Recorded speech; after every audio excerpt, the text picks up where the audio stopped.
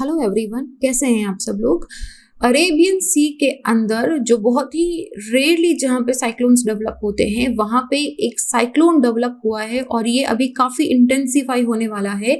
और इसके बारे में आईएमडी ने चेतावनी दी है कि हमारा जो इंडिया का वेस्टर्न कोस्ट है वहाँ पे काफ़ी हेवी बारिश होने की संभावना है। इसके साथ ही आईएमडी ने वहाँ पे अपनी 53 टीम्स भी लगाती हैं ताकि जो पोस्ट साइक्लोन इफेक्ट है उसको मिनिमाइज करा जा सके। तो इसी के बारे में देखते हैं कि कहाँ पे डेवलप हो रहा है। साउथ ईस्टर्न अरेबियन सी के अंदर जो लक्षद्वीप सी का हमारा लक्षद्वीप का एरिया है, हमारा लक्षद्वीप आइलैंड्स के पास वाला एरिया और केरल के बीच वाला एरिया, वहां पे उसके पास में ही एक लो प्रेशर एरिया डेवलप हो रहा है। और ये आपको बता दूं कि जो लो प्रेशर एरिया है वो one of the most necessary condition होता है साइक्लोन को डेवलप होने के लिए। तो यहाँ पे ये जो साइक्लोन डेवलप हो रहा है ये फ्राइडे को इंटेंसिफाई होके लगभग 16 मई के आसपास में ये मेनलैंड को हिट करेगा। ग्रेजुअली इंटेंसिफाई हो रहा है। एक बार ये साइक्लोन ताउक्ते, इनिशियली क्या होता है कि लो प्रेशर एरिया डेवलप होता है किसी जगह पे, जनरली ओशंस के ऊपर। ट्रॉपिकल साइक्लोन्स जो हैं वो हमेशा ओशंस पे आते हैं, लैंड पे नहीं आते हैं। तो यहाँ से लो प्रेशर एरिया हल्का सा पहले डिप्रेशन होता है, फिर ये इंटेंसिफाई होता रहेगा। उसके बाद रैपिड इंटेंसिफिकेशन कब होता है, जब इसको फेवरेबल कंडीशंस मिलती रहती हैं। तो इन फेवरेबल कंडीशंस साइक्लोन ताउक्ते को मिल रही है और ये रैपिड डेवलपमेंट कर रहा है अपना, और ये काफी डिजास्टर्स हो सकता है। ताउक्ते जो नाम है वो म्यांमार ने दिया है इस बार। हर बार साइक्लोन का किस तरीके से नेमिंग होता है उसके बारे में हम कभी और बात करेंगे, लेकिन इस बार जो नाम ताउक्ते है, ये ताउक्ते नाम आया है म्यांमार की लिस्ट में से। और इसका ये ताउक्ते का म्यांमार में मतलब होता है गेको नाम की ना एक लिजर्ड होती है। तो ये ताउक्ते इस सीजन का, साइक्लोन सीजन का इंडिया का पहला साइक्लोन है और वो भी अरेबियन सी के अंदर ओरिजिनेट हुआ है। तो आप देख सकते हो कि किस तरीके से यहाँ पे लो प्रेशर की, आप देख रहे हो इतने सारे क्लाउड, ये व्हाइट, ये सारे क्यूमुलोनिम्बस क्लाउड से जो यहाँ पे जनरेट हो रहे हैं और slowly it is going to hit on the coast of the India. So ये वो गेको है जिसके नाम से एक लिजर्ड है, ये बहुत ही ब्यूटीफुल सा, जिसके नाम पे इस बार का जो साइक्लोन है उसका नाम दिया गया है। तो this cyclone is going to get very intensified. इसमें मतलब आईएमडी की रिपोर्ट के अकॉर्डिंग अगर हम बात करें तो लगभग 40 से 50 किलोमीटर पर आवर तक की स्ट्रॉन्ग विंड कोस्टल एरिया में हिट हो सकती है।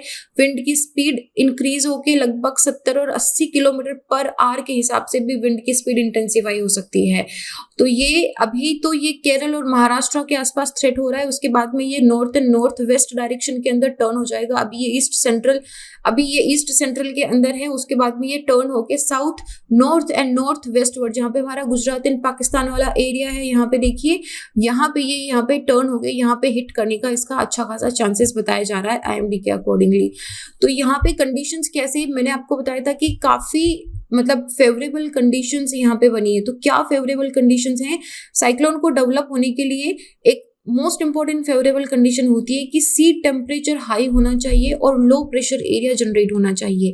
जब सी टेम्परेचर हाई होता है, जब सी सरफेस टेम्परेचर हाई होता है तो इससे क्या होगा कि बहुत ही सिंपल लैंग्वेज में अगर आपको बताऊं तो सी का जो पानी है वो गर्म होगा। पानी गर्म होकर क्या होता है, ऊपर उठता है, इवोपरेशन होता है ना, भाप उठती है। तो यहाँ पे गर्म पानी में यहाँ पे ज्यादा इवोपरेशन होता है, जिसकी वजह से ये इवोपरेशन क्या है, ये वाटर मॉइस्चर है, ये वाटर मॉलिक्यूल्स है, मतलब कि ये लिक्विड वाटर यहाँ पे ये गैसियस फॉर्म के अंदर कन्वर्ट हो गया है। तो जब ये गैसियस फॉर्म के अंदर कन्वर्ट हो जाता है यहाँ से हमारा, सो व्हाट हैपेंस कि जैसे ही आपको पता है लैप्स रेट का, इसमें क्या होता है कि जैसे हमारी हाइट बढ़ती है ना, वैसे ही सरफेस के अंदर टेम्परेचर डिक्रीज होने लग जाता है। तो यहाँ पे क्या है, टेम्परेचर है हाई, तो ये इवोपरेट हो रहा है, ये लिक्विड से गैसियस स्टेज में आ गया। जैसे ही ये कुछ हाइट पे जाएगा, ये वाटर मॉलिक्यूल्स हैं, हाइट पे जाएगा, टेम्परेचर फॉल होगा, तो ये क्या करेगा, लेटेंट हीट रिलीज करता है। एक लेटेंट हीट क्या होती है, जब गैस से वापस लिक्विड के अंदर कन्वर्ट होता है तो एक हीट रिलीज होती है। जब लिक्विड से गैस के अंदर जाता है तो ये हीट को कैप्चर करता है, उसे बोलते हैं कंडेंसेशन हीट।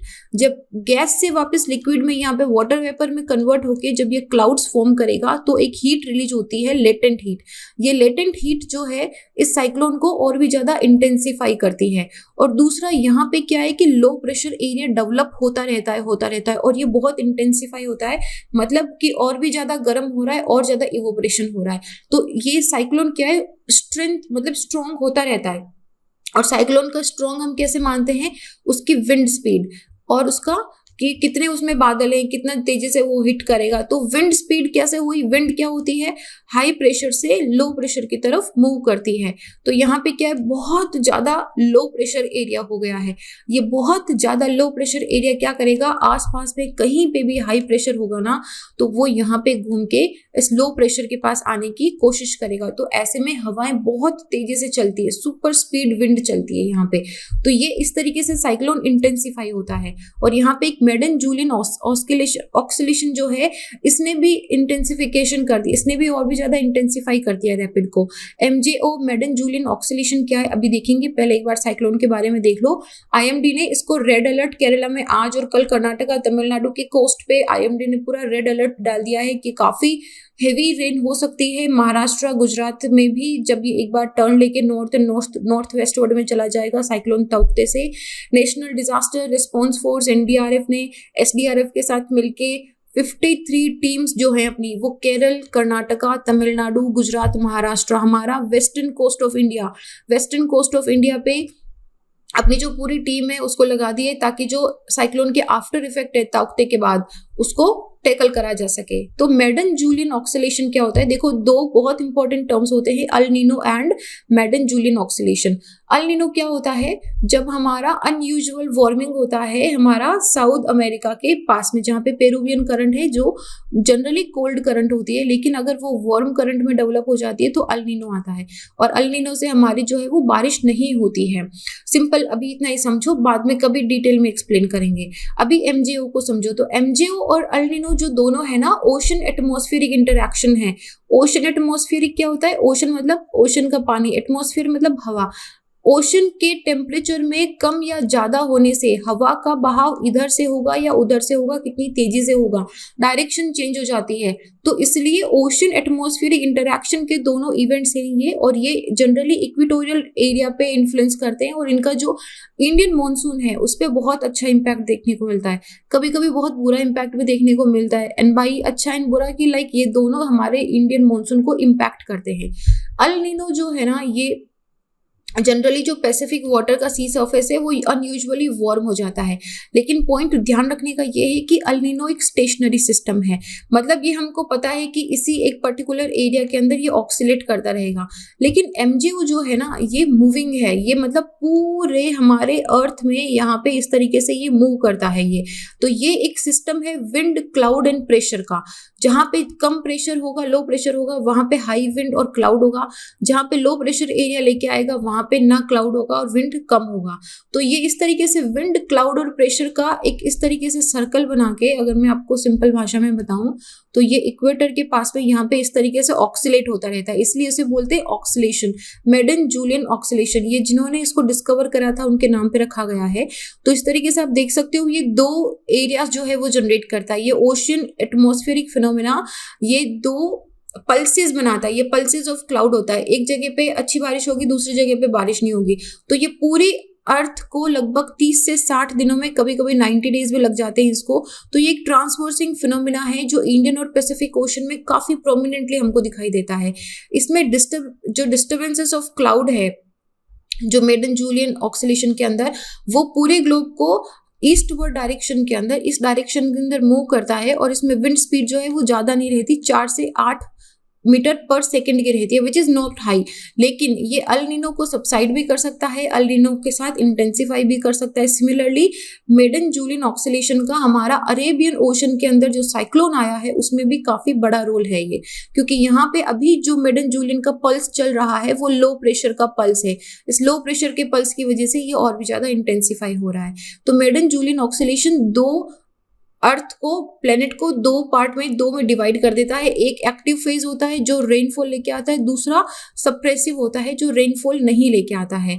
सो ये इस तरीके से आप देख सकते हो कि यहाँ पे देखो कि ये वाला जो है ना ये एक्टिव है। तो एक्टिव में क्या होता है, यहाँ पे लो प्रेशर एरिया क्रिएट हो गया। लो प्रेशर मतलब यहाँ से हवा गर्म होके ऊपर उठ रही है, तो यहाँ पे ये अपवर्ड मोशन के अंदर ये रेनफॉल होता है और ये हमारे जो साइक्लोन बन रहा है ताउक्ते, इस ताउक्ते को ये इंटेंसिफाई कर रहा है। दूसरा इसका सप्रेसिव होता है, मतलब यहाँ पे ये हाई प्रेशर बनाता है। तो जब ये होता है सप्रेसिंग वाला तो मतलब बारिश नहीं होती है, और जब एक्टिव होता है तो मतलब बारिश होती है। तो इसका रिलेशन साइक्लोन के साथ समझना बहुत ज़रूरी है क्योंकि हम बात कर रहे हैं इंटेंसिफिकेशन ऑफ द साइक्लोन की। सो ये मेडन जूलियन ऑक्सीलेशन है। अच्छा, दूसरा एक थोड़ा सा आप देखो कि ट्रॉपिकल साइक्लोन जो है उनके फॉर्मेशन के लिए क्या कंडीशन फेवरेबल होती है। सबसे पहले मैंने आपको बताया कि सी सरफेस टेम्परेचर जो है वो हाई होना चाहिए, लगभग 27 डिग्री। इसके बाद में कोरोलियस फोर्स होना चाहिए। इसीलिए ट्रॉपिकल साइक्लोन कभी इक्वेटर में नहीं ओरिजिनेट होते हैं क्योंकि इक्वेटर में जो कोरोलियस फोर्स है वो 0 होता है।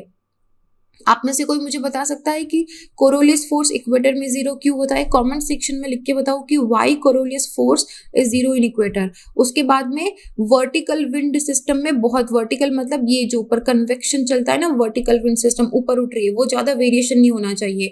और थोड़ा सा लो प्रेशर एरिया अगर पहले से होता है तो वो धीरे धीरे इंटेंसिफाई होने लग जाता है। तो ये कुछ फेवरेबल कंडीशन है जो ट्रॉपिकल साइक्लोन के लिए ज़रूरी होती है। तो आगे ताउक्ते में क्या डेवलपमेंट रहेंगे, कहाँ कहाँ पे ये डिजास्टर्स होगा, अगर आप उस एरिया में रहते हैं तो प्लीज वॉच रखिए। इसका इम्पैक्ट हमको बाकी रेस्ट ऑफ द इंडिया के अंदर भी देखने को मिलेगा। बारिश हो सकती है, तेज हवाएं चल सकती है। अगर आप पर्टिकुलरली कोस्टल एरिया में रहते हैं तो please be very very careful, क्योंकि अभी वैसे भी पेंडेमिक के अंदर हम ऑलरेडी बहुत डरे हुए हैं। तो ऐसे के अंदर आप प्लीज अपना थोड़ा ध्यान रखिएगा। तो ये एक मैंने यहाँ पे डायग्राम दिया है कि किस तरीके से जो ट्रॉपिकल साइक्लोन्स है वो यहाँ पे फॉर्म होते हैं। ये मैंने आपको ये एक्सप्लेन कर दिया है जस्ट फॉर कि किस तरीके से डेवलप होता है कि यहाँ से पहले गर्म पानी होके उठता है तो यहाँ पे लो प्रेशर एरिया क्रिएट होता है। फिर ये लो प्रेशर एरिया जो है हवा इसमें आने की कोशिश करती है, तो ये इसमें काफी ऐसे सेंट्रल एक कॉलम बन जाता है प्रेशर का। फिर धीरे धीरे विंड की स्पीड इंक्रीज होती रहती है और वो क्यूमुलोनिम्बस क्लाउड बना के काफी इंटेंस हो जाता है वो। तो we will also keep you updating about this. आप अपना भी अपडेशन इसमें रखते रहिएगा। मैं अपने बारे में बता दूं, मेरा नाम संतोष है। अगर आप मुझसे जुड़ना चाहते हैं तो little_simple_बुद्धा पे सर्च करके आप मुझसे जुड़ सकते हैं। तो इतना ही, अपना ध्यान रखिए। तब मिलते हैं अगले लेक्चर में। जय हिंद।